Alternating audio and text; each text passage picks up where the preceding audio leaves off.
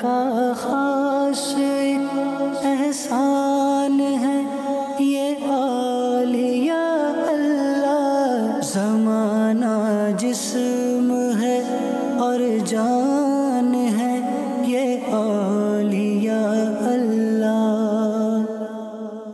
الحمدللہ رب العالمین والصلاة والسلام علی خاتم النبیین، اما بعد فاعوذ باللہ من الشیطان الرجیم، بسم اللہ الرحمن الرحیم۔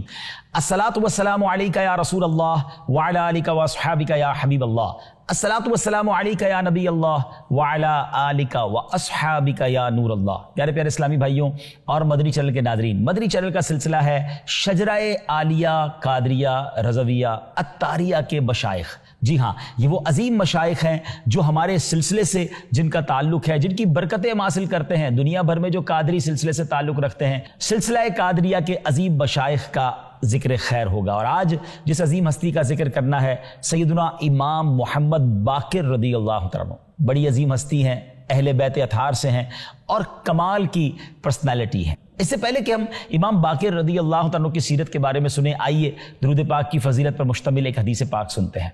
قیامت کے دن کسی مسلمان کی نیکیاں میزان پر یعنی ترازو پر ہلکی ہو جائیں گی تو سرور کائنات صلی اللہ علیہ وسلم ایک پرچہ اپنے پاس سے نکال کر نیکیوں کے پلڑے میں رکھ دیں گے، تو اس سے نیکیوں کا پلڑا وزنی ہو جائے گا۔ وہ عرض کرے گا، میرے ماں باپ آپ پر قربان، آپ کون ہیں؟ حضور علیہ الصلوۃ والسلام فرمائیں گے، میں تیرا نبی محمد صلی اللہ علیہ وسلم ہوں، اور یہ تیرا وہ درود پاک ہے جو تو نے مجھ پر پڑھا تھا۔ سبحان اللہ، وہ پرچہ جس میں لکھا تھا درود اس نے کبھی، وہ پرچہ جس میں لکھا تھا درود اس نے کبھی، یہ اس سے نیکیاں اس کی بڑھانے آئے ہیں۔ درود پاک کی کثرت کیجئے، اللہ مجھے اور آپ کو درود پاک کثرت سے پڑھنے کی توفیق دے اور اس کا فیضان بھی نصیب فرمائے۔ آئیے مل کر درود پاک پڑھ لیجئے، صلو علی الحبیب صلی اللہ تعالی علی محمد صلی اللہ علیہ وسلم۔ ناظرین، امام باقر رضی اللہ عنہ کی شان کیا ہے کہ آپ وہ عظیم ہستی ہیں کہ جس کی آمد کی خبر نبی پاک علیہ السلام نے اپنی حیات طیبہ میں ہی دے دی تھی۔ جی ہاں، ایک روایت میں آتا ہے صحابی رسول حضرت جابر بن عبداللہ رضی اللہ عنہ کی خدمت میں اہل بیت اطہار کے روشن چراغ امام باقر رحمۃ اللہ تعالی بچپن شریف میں حاضر ہوئے۔ حضرت جابر آخری عمر تھی آپ کی، بینائی کمزور ہو گئی تھی۔ آپ نے پوچھا کون ہے؟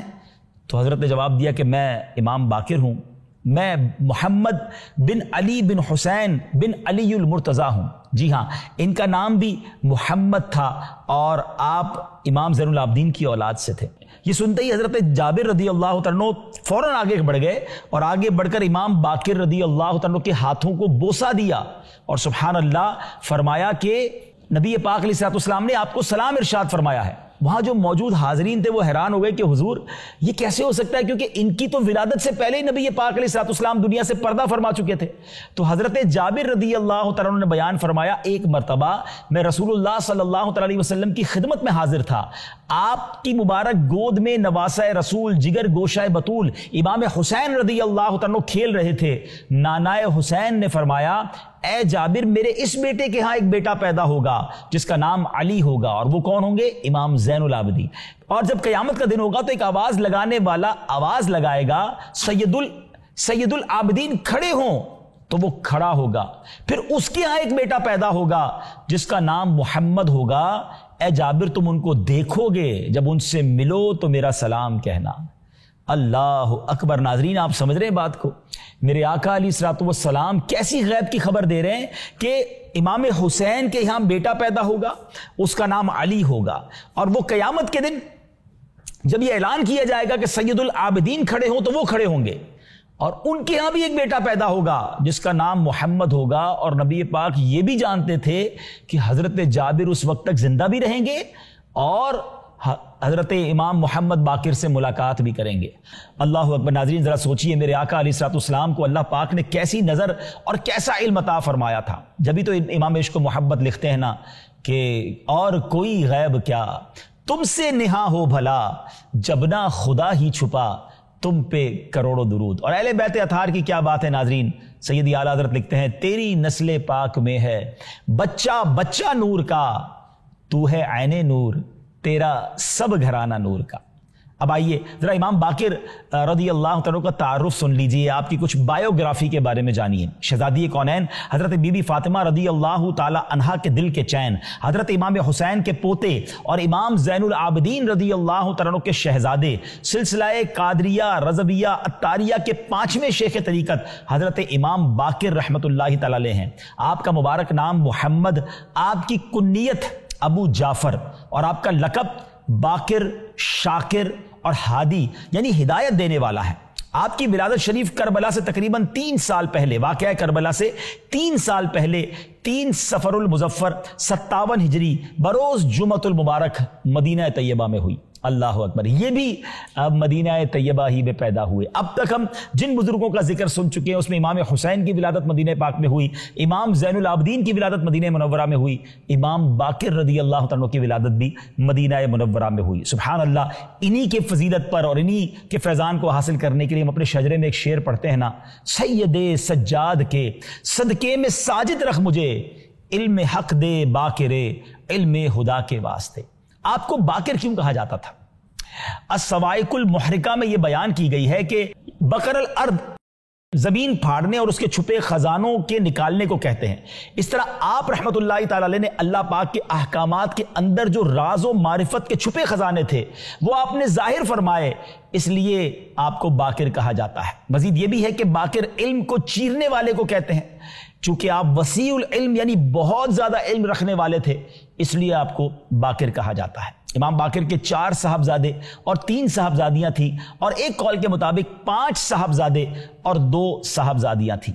آپ کی شان کیسی عرفہ و اعلیٰ ہے کہ آپ کی مبارک ذات پر حسنی حسینی سادات کرام کا سلسلہ مل جاتا ہے، کیونکہ آپ کے والد محترم امام زین العابدین رحمت اللہ تعالی علیہ امام عالی مقام امام حسین کے شہزادے ہیں، اور آپ کی امی جان نواسہ رسول امام حسن مجتبیٰ رضی اللہ تعالیٰ عنہ کی شہزادی ہیں۔ یہی نہیں بلکہ مسلمانوں کے پہلے خلیفہ حضرت ابوبکر صدیق رضی اللہ تعالیٰ عنہ کے ساتھ بھی آپ بڑا گہرا رشتہ ہے۔ حضرت صدیق اکبر رضی اللہ تعالیٰ عنہ کے جو شہزادے تھے حضرت محمد بن ابو بکر رحمت اللہ تعالی علیہ مولا علی کی طرف سے مصر کے والی مقرر ہوئے، ان کے شہزادے حضرت قاسم کی شہزادی حضرت فروا بنت قاسم رحمت اللہ تعالی علیہما کا نکاح حضرت امام باقر سے ہوا، تو ان سے سلسلہ قادریہ رضویہ عطاریہ کے 6 شیخ طریقت حضرت امام جعفر صادق رحمت اللہ تعالی علیہ پیدا ہوئے۔ تو یوں صدیق اکبر تمام سیدوں کے نانا ہیں اور علی المرتضیٰ تمام سیدوں کے دادا ہیں۔ اللہ اکبر، آپ دیکھیں ہستیوں کی کیا شان ہے اور ان کا کیا مقام ہے۔ سبحان اللہ، امام باقر کی جو علمی وجاہت تھی، جو علمی مقام تھا ناظرین، بڑا کمال کا۔ حضرت عبداللہ ابن عطا رحمت اللہ تعالی علیہ فرماتے ہیں، میں نے امام باقر کے علاوہ علماء میں سے کوئی ایسا نہیں دیکھا جن کے پاس علماء کا علم بھی کم پڑ جائے۔ میں نے حکم بن عیینہ کو ان کی خدمت میں اس طرح بیٹھے دیکھا گویا کہ طالب علم بیٹھتے ہیں۔ جی ہاں ناظرین، بڑے بڑے محدثین، بڑے بڑے محققین، بڑے بڑے مفتیان کرام امام باقر کے آگے جب جا کر بیٹھتے تھے تو طفل مکتب اپنے آپ کو سمجھتے تھے۔ آپ اس قدر بڑے عالم اور علم کا اس قدر بڑا پہاڑ تھے۔ اللہ اکبر، صرف انسان ہی نہیں، آپ کی خدمت میں جنات بھی حاضر ہوتے تھے۔ جی ہاں، ایک بار ایک شخص کا بیان ہے کہ میں نے حضرت امام باقر رحمۃ اللہ تعالی سے ملاقات کی اجازت مانگی تو لوگوں نے کہا جلدی سے کام نہ لو، کیونکہ ان کے یہاں ابھی بہت سارے لوگ بیٹھے ہیں اور ابھی آپ باہر تشریف نہیں لائے ہیں۔ اتنے میں 12 آدمی تنگ قبائیں، یعنی وہ اوپر سے جو قبا پہنتے ہیں، بڑی تنگ سی قبائیں تھیں، ہاتھ پاؤں میں دستانے موزے پہنے ہوئے تھے، وہ حضرت امام باقر کے پاس سے باہر نکلے اور السلام علیکم کہا اور چلے گئے۔ تو کہتے ہیں میں حاضر ہوا امام باقر کی خدمت میں، اور میں نے کہا حضور جو ابھی آپ کے پاس سے اٹھ کر گئے تھے یہ کون تھے؟ تو آپ نے فرمایا یہ تمہارے بھائی جنات تھے۔ میں نے حیران ہو کر کہا کہ آپ جنات کو دیکھ بھی لیتے ہیں؟ تو آپ نے فرمایا کہ ہاں، جس طرح تم مجھ سے حلال و حرام کے بارے میں مسائل پوچھتے ہو اس طرح یہ بھی آ کر مجھ سے شرعی مسائل پوچھتے ہیں۔ جی ہاں، اس کا مطلب یہ ہوا کہ آپ انسانوں کے استادوں کے ساتھ ساتھ جنات کے بھی استاد تھے، آپ علم دین انہیں بھی پڑھاتے تھے۔ سبحان اللہ، آپ کی عبادات کا عالم کیا تھا، کمال کا خاندان ہے ناظرین۔ ہم مولا علی شیر خدا سے سیرت بیان کر رہے ہیں، اس خاندان کی ہر عظیم شخصیت پر جب ذکر کرتے ہیں تو بڑا مقام، بڑا مرتبہ ہے، خاندان رسول ہے، اس قدر مقدس شخصیات ہیں، مگر مناجات، عبادات، خوف خدا، گریہ وزاری، اللہ اکبر۔ امام باقر اپنے والد محترم کی طرح بڑے عابد و زاہد اور ہر وقت عبادت میں مصروف رہتے تھے. آپ کے شہزادے امام جعفر صادق رحمۃ اللہ تعالی علیہ فرماتے ہیں کہ میرے والد محترم آدھی رات کے وقت بارگاہ الہی میں عرض کرتے, اے اللہ پاک تو نے مجھے حکم دیا لیکن میں نے بجا آوری نہ کی, مجھے منع فرمایا لیکن میں باز نہ آیا, تیرا یہ بندہ تیری بارگاہ میں حاضر ہے اور اس کے پاس کوئی عذر نہیں ہے. یعنی انکساری ایسی ہے کہ اللہ کی بارگاہ میں عرض کر رہے ہیں کہ مولا میں کچھ بھی نہیں کر سکا. ایک جگہ عرض کرتے ہیں, اے خدارا رات آ گئی اور دنیاوی بادشاہوں کی حکومت ختم ہو گئی, آسمانوں پر ستارے نکل آئے اور لوگ سو گئے. اے پاک پروردگار تو زندہ ہمیشہ رہنے والا اور دیکھنے والا ہے, تیری ذات پاک ہے اور تو نیند اور اونگ سے پاک ہے, تیری ذات کسی مانگنے والے کو خالی نہیں لوٹاتی. اللہ اکبر, کیا انکساری ہے, کیا عاجزی ہے, کیا گریہ وزاری ہے, اللہ سے عرض کرنے کا کیا شاندار طریقہ ہے. اللہ مجھے بھی اور آپ کو بھی امام باقر کی عاجزی کا صدقہ عطا فرمائے, ان کی گریہ وزاری اور شب بیداری کا صدقہ نصیب فرمائے. آپ کی عادتوں کے بارے میں آتا ہے کہ جب آپ مسکراتے تھے نا ناظرین, تو مسکراتے وقت بھی اللہ سے عرض کرتے, اے اللہ مجھ سے ناراض نہ ہونا. آئے ہائے, رب سے تعلق اور اللہ سے کنیکشن کیسا تھا, سبحان اللہ. اچھا, صدقہ کرنے کا شوق یہ تو نبی پاک کے سارے خاندان کا ہے, یہ تو سارا گھرانہ سخی ہے نا. مگر حضرت امام باقر کا ایک تو بڑا عجیب واقعہ ہے. ایک بار آپ واش روم میں تشریف لے گئے اور فوراً واپس آئے, اپنے خادم کو بلایا اور اپنا جبہ دیتے ہوئے فرمایا کہ جبہ فلاں غریب کو دے دو. خادم نے کہا حضور آپ فریش ہو کر آ جاتے واپس, پھر جبہ دے دیتے. آپ اندر جا کر واپس آ گئے اور پہلے جبہ دینے کا کہا. تو آپ فرماتے کہ میں جب واش روم کے لیے جا رہا تھا تو میرے دل میں خیال آیا کہ جبہ فلاں غریب کو دے دوں.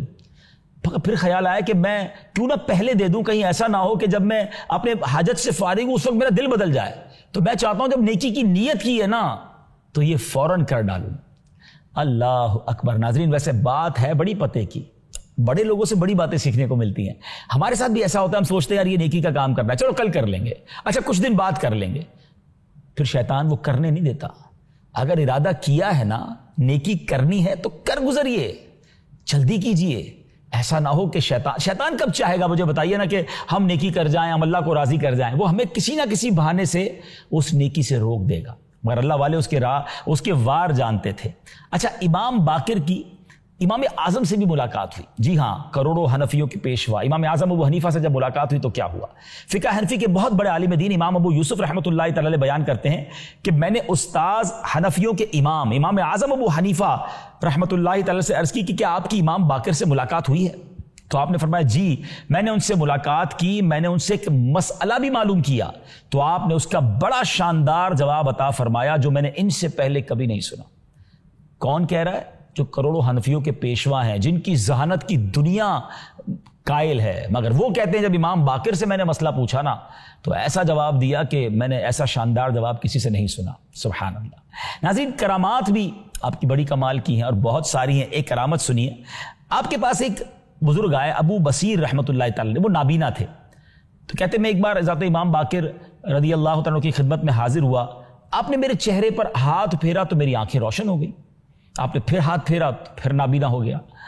تو آپ نے فرمایا کہ اب دونوں میں سے کون سی بات آپ اختیار کرنا چاہتے ہیں, آپ کی آنکھیں روشن ہو جائیں اور قیامت کے دن آپ سے بینائی کی نعمت کا اور دیگر اعمال کا حساب لیا جائے, یا آپ نابینا ہی رہیں اور بغیر حساب کتاب جنت میں داخلہ نصیب ہو جائے. ناظرین, ہے سوال بڑا کمال کا. آنکھیں مل رہی تھی, نابینا کے لیے آنکھیں بہت بڑی نعمت ہے, دنیا کے سارے رنگ اس کے سامنے ختم ہو جاتے جب آنکھیں ہی نہ ہوں. مگر وہ بزرگ بھی کمال کے تھے, فرماتے میں جنت میں بے حساب داخلہ چاہتا ہوں, مجھے نابینا ہی رہنے دیں. اللہ اکبر. اللہ کی رضا پر جو راضی رہنا ہے نا ناظرین, یہ بھی بڑی کمال کی بات ہے. بعض اوقات کوئی تکلیف آتی ہے ہم پر, کوئی مشکل آتی ہے, ہم سے کوئی چیز چھین لی جاتی ہے, ہمیں لگتا ہے کہ مجھے محروم کر دیا گیا, کیا پتہ اس کے بدلے کوئی بہت بڑا انعام آپ کا انتظار کر رہا ہے. صبر کیجئے, اللہ کی رضا پہ راضی رہیے. احادیث میں یہ مضمون ملتا ہے کہ اگر اللہ پاک کسی کی آنکھیں لے لے, کوئی نابینا ہونا, اور وہ صبر کرے, اللہ قیامت کے دن اس کو اپنا دیدار عطا فرمائے گا. تو اگر مجھے نابینا سن رہے ہیں نا, دل چھوٹا نہ کریں, اللہ کی رضا پر راضی رہیں. آپ بہت سارے گناہوں سے بچے ہوئے ہیں. ہاں, آنکھیں بڑے گناہ کرواتی ہیں, اور اگر اللہ کا دیدار ملنا ہے اور اللہ بے حساب جنت میں داخل کر دے تو یہ سودا مہنگا نہیں ہے. اللہ آپ کو قلبی نور عطا فرمائے, آپ کو نبی پاک کی زیارت نصیب فرمائے. صبر کیجئے گا. اب امام باقر رضی اللہ تعالیٰ کے فرامین, آپ تھے تو علم و حکمت کی انمول خزانہ تھے، بہت سارے موتی بکھیرتے تھے، تو چند جو ہے آپ کے فرامین سنتے ہیں۔ آپ فرماتے ہیں کہ ایک بار آپ کے پاس حضرت عروہ بن عبداللہ فرماتے ہیں کہ میں حضرت امام باقر کے پاس موجود تھا اور میں نے عرض کی کہ ما قولک فی حلیۃ السیوف، حضور تلوار کو صاف ستھرا آراستہ کرنے کے بارے میں آپ کیا کہتے ہیں؟ تو آپ نے فرمایا لا بأس قد حلی ابو بکر صدیق سیفہ، یعنی اس میں کوئی حرج نہیں کیونکہ حضرت ابو بکر صدیق نے بھی اپنی تلوار کو آراستہ کیا تھا۔ تو کہتے ہیں میں نے کہا آپ انہیں صدیق کہتے ہیں؟ حضرت ابو بکر کے بارے میں چونکہ انہوں نے صدیق کہا تھا، تو آپ نے کہا اور آپ جلال میں آ گئے، آپ نے کہا کہ قبلے کی طرف منہ کر کے ارشاد فرمایا ہاں وہ صدیق ہیں، ہاں وہ صدیق ہیں، ہاں وہ صدیق ہیں، اور جو انہیں صدیق نہ کہے تو اللہ عز و جل اس کے قول کی تصدیق نہیں فرماتا، نہ دنیا میں اور نہ آخرت میں۔ کیا پیار تھا امام باقر کو حضرت سیدنا ابوبکر صدیق سے۔ اور یہاں ایک اور بات پتہ چل رہی ہے کہ اہل بیت اطہار اور صحابہ کا آپس میں انٹریکشن اور پیار کتنا زبردست تھا۔ اور صدیق اکبر رضی اللہ تعالیٰ کی تو کیا شان ہے، سبحان اللہ، بڑا خوبصورت شعر ہے نا، عمر سے بھی وہ افضل ہیں، وہ عثمان سے بھی ہیں اعلیٰ، یقیناً پیشوائے مرتضیٰ صدیق اکبر ہے۔ کیا شان ہے، سبحان اللہ۔ اچھا ایک اور آپ کا کال بڑا کمال کا اور اہل علم کے لیے زیادہ ضروری ہے کال۔ آپ فرماتے ہیں ہر چیز کے لیے کوئی نہ کوئی آفت ہوتی ہے اور علم کی آفت بھولنا ہے۔ علم حاصل کرنا بڑی بات ہے، مگر بعض اوقات علم چھین لیا جاتا ہے، بندہ بھول جاتا ہے۔ اللہ ہمیں علم نافع عطا فرمائے، ہم علم حاصل کریں تو وہ یاد بھی رہے۔ اور کہتے ہیں نا گناہوں کی کثرت سے انسان میں نسیان پیدا ہوتا ہے، وہ بھولنے لگ جاتا ہے۔ مجھے اور آپ کو گناہوں سے بھی بچنا ہے تاکہ ہمارا حافظہ اور اچھا ہو جائے۔